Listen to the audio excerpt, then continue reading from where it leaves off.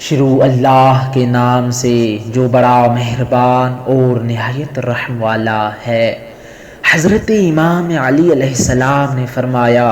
یا عباد اللہ، اے اللہ کے بندو، موت کے بعد قبر میں جو کچھ اس شخص کے ساتھ ہوگا جس کے گناہ معاف نہ ہوں گے، وہ موت سے بھی زیادہ سخت ہے، اور قبر کی تنگی و فشار، قید اور تنہائی سے ڈرو۔ بے شک قبر ہر روز کہتی ہے، میں تنہائی کا گھر ہوں، ہولناک گھر ہوں، میں کیڑوں کا گھر ہوں، اور قبر یا تو جنت کے باغات میں سے